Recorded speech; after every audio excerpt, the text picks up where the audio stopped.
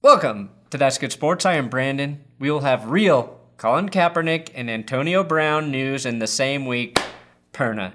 Do you find it strange that the NFL suddenly, without warning to anyone, decided to force a Colin Kaepernick workout the same week they decided to meet with Antonio Brown? Maybe an intern at the NFL headquarters was like, if we're willing to clear AB while a rape lawsuit is pending, we should probably give the appearance that we would welcome Colin Kaepernick back too. At least partially remove the knife we stuck into his back. I'll quote Malcolm X. If you stick a knife 9 inches in my back and pull it out 6, it's not progress, it's still a knife in my back. So we'll see what happens. We did give Richie Incognito a second and third chance. AB might get his 34th chance, so maybe we should make it look like we gave Kaepernick a second chance. Ah, great idea, intern Becky. Now get back to separating all of the spiciest Doritos out of the spicy Doritos bag for Master Goodell. But why can't he just eat regular Doritos? He doesn't like it that way. Now get back to separating the Doritos unless you want to go back to the... Yeah, that's how I imagine the NFL front offices. Today we got the Cap AB news, a bunch of NFL news with some key players returning and leaving due to injuries. That's good. Sports.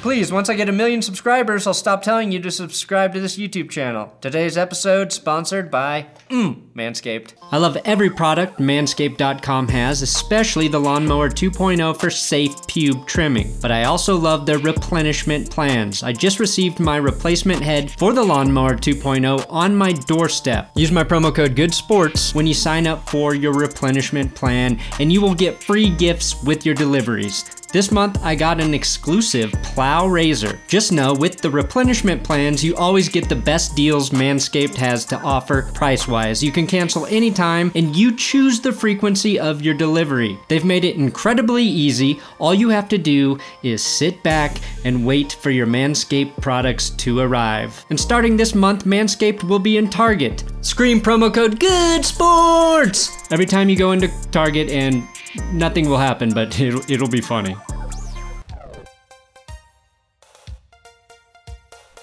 Personally, I would like to report the Patriots to the NFL for practice violations. Jamie Collins doing backflips in the background here, that has to violate some sort of rule, or it has to be some form of cheating. If the NFL doesn't punish Jamie Collins, Bill Belichick certainly will, for violating the Patriots' internal policy of never having fun at practice. We are on Gronk watch. He has until November 30th to make a decision on whether or not he is actually retired. Well, that's what Ian Rappaport wants us to believe. Tom Brady doesn't think Gronk is coming back, which is what Brady wants us to believe.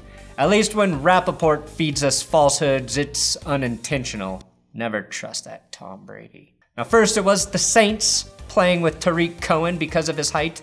Now his own damn teammates are doing it in the locker room. Coaching after football, and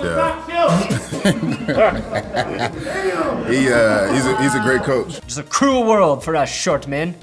This does officially make Tariq Cohen everyone's mom on Thanksgiving, asking to help get the good plates from the top shelf so the extended family doesn't realize you typically drink your dinner or eat it off of a paper wrapper from McDonald's or Taco Bell. The New York Jets have committed to sticking with head coach Adam Gase. In related news, I too have decided to not seek treatment for my very curable cancer. Let's jump into Kaepernick before I give you even more NFL news. Kaepernick's getting an NFL workout on Saturday. It's the moment we've all been waiting for, kinda. The NFL has set up this workout in Atlanta on Saturday, and all GMs and all coaches are invited, scouts are invited, players are invited, I'm invited, you're invited, all to see a 32-year-old quarterback who hasn't thrown a pass in the NFL since 2016. A rare sighting indeed. And apparently, Jay-Z had something to do with this affair. It was not part of Kaepernick's settlement, and Kaepernick will work out, answer questions for teams, and let doctors take a long look at his balls. Not for a sports hernia, but for evidence of whether or not he really was blackballed. Don't do it, Kaepernick, it's a trap. Now we all know the Colin Kaepernick story at this point, right? No? I'll recap. 2011, he was a second-round pick out of Nevada by the 49ers, took over for an injured Alex Smith in 2012, led them to the playoffs, torched the Packers, came one pass short in the Super Bowl against the Ravens, lost to the Seahawks the next year in the playoffs, regressed along with the whole team the next 2 years, kneeled to protest police brutality and racial inequality in 2016 preseason, but had that twisted into a protest against the greatest American holiday, Flag Day, went 1-10 in 2016, turned down a trade to the Broncos, where the 49ers front office refused to pay part of his salary in that trade deal, opted out of his contract with the 49ers, hasn't played since, made a fuck ton of money from Nike, and sparked some pretty great Nike memes. Kaepernick! Now, since then, this has been one of the most pervasive stories in NFL history.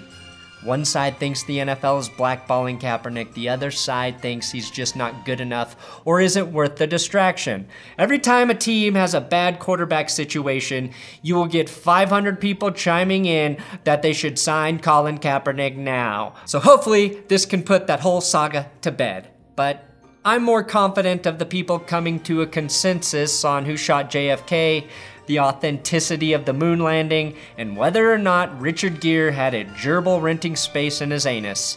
I think about each of those things at least twice a day, usually during morning meditation and evening prayer. Dear God, please let us know about that gerbil thing with Richard Gere.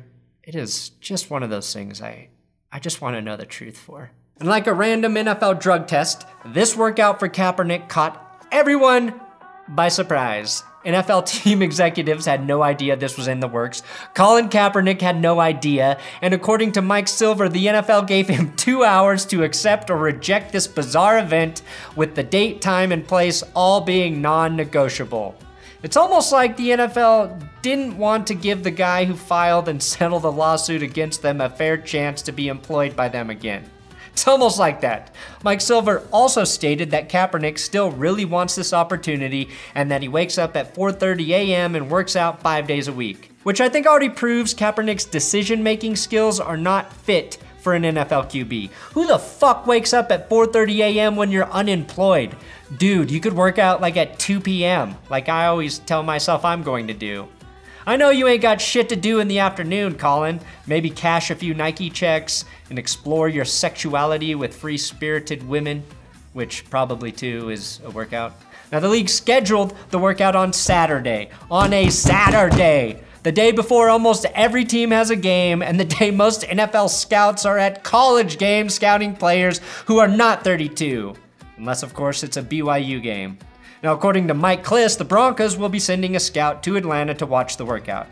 This is a little surprising considering there could still be some fallout from the failed trade attempt prior to the 2016 season. Any team who does not send a representative, though, will be labeled a big, fat racist forever. Clever move by the league office to weed out the racist teams. Now, NFL team execs know Kaepernick didn't know about the workout. So if he shows up and looks good and proves he's willing to bend the knee, well, not bend the knee. If he proves he's willing to jump through hoops and put up with bullshit, he could probably be the second or third best backup quarterback in the league. Gardner Minshew, clearly number one. Here are two things that I think actually matter here. First, Colin Kaepernick was not the same player he was in 2012, 13, or 14 when he started kneeling. People like to point to the playoff game against the Packers as evidence that if a quarterback with that ability was a free agent, 32 teams must have gotten together and agreed to keep him out of the league. That would not have happened if he was still that player, but he wasn't. His yards per attempt dropped from 8.3 to 6.8. His completion percentage dropped from 62.4 to 59.2. He was throwing passes like this in 2015. He had more sacks than passing yards against the Bears in 2016 when he got outplayed by Matt Barkley and got benched for Blaine Gabbert. This was not the same player that he was the first couple years in the league. Second, though, Colin Kaepernick was still good enough to have a spot in the league. Probably not as a full-time starter, but somewhere. As a backup, maybe he wasn't worth the baggage that came along with his presence, but to say he wasn't worthy of a roster spot because of his ability ability was wrong for that role. It's also fair to say that he was hamstrung his last 2 years with Jim Tomsula and Chip Kelly as his head coach each of those years, and that his most targeted receivers were Jeremy Curley and Quentin Patton. That stuff matters. Ask, I don't know, Josh Rosen? The point I'm trying to make is that the truth probably lies somewhere in the middle, just like Malcolm. The other point, one unplanned workout won't tell you shit about how NFL ready he or any QB who hasn't played in 2.5 seasons is. The league is trying to make it look like there was no collusion by giving Kaep this weird opportunity, which was prompted because apparently teams kept calling the league about working Kaepernick out. That's a new wrinkle to the story. Normally, teams work out whoever the fuck they want, which, in seeking the league's blessing, who probably kept saying no, would point to fucking collusion from the league and that the teams were looking for the league's approval to work Kaepernick out. And at this point, I think the NFL should just ask Kaepernick if he's willing to play for the Washington Redskins or the Cincinnati Bengals, and if he says yes, let him back in. Falcons tight end Austin Hooper is out for a month with an MCL sprain. Just the Falcons' luck. After getting their second win of the season against a great Saints team, they lose their second leading receiver and my fantasy steal of the year in Austin Hooper for a month. Hooper also led the team with 6 touchdown receptions, so this is a big blow for an already struggling team. I've got big news regarding the Indianapolis Colts. Devin Funchess returned to practice for Indy today. Also, as a side note, Jacoby Brissett should be ready to play this weekend. They're 5-4 after losing their 2 Brissett-less games, but still have plenty of time to get back in the wildcard race or jump back over the Texans in the South, considering they have the head-to-head advantage with them. Panthers claim running back Mike Davis off waivers because they just realized if something ever happens to Christian McCaffrey, they have no team. Davis is a guy who can provide great production if Christian McCaffrey ever needs to, you know, take one play off to apply sunscreen or hydrate. Adam Schefter reported that Drew Rosenhaus, Antonio Brown's agent, believes the receiver will play again this season in the NFL after the league meets with AB tomorrow. I call bullshit because we all know the more time someone spends with Antonio Brown, the less likely they are to want him around. Potato game. If the NFL is willing to employ a guy who literally said, fuck the @NFL on Twitter and Instagram, called the GM a bitch-ass cracker, called his crackers dry-ass Mayox, is in the middle of a civil suit for rape allegations and was threatening the woman in that suit via group text messages with his agent looped in, then surely the NFL Network can't be rejecting my application on the grounds that I've said the words dick, fuck, gooch, and now jizz waffle a combined 45,567 times per next-gen stats. The league and AB do meet tomorrow, so we'll see what happens. Potato game. Thanks for watching another episode of That's Good Sports. Please subscribe here on YouTube for all of your Colin Kaepernick and Antonio Brown news. The stuff we want to hear all day, every day. Yes, yes, yes. Also, check out @Wilkey6 on Twitter. He helps me right here. I'm on Twitter, Instagram. You don't give a fuck. Shit.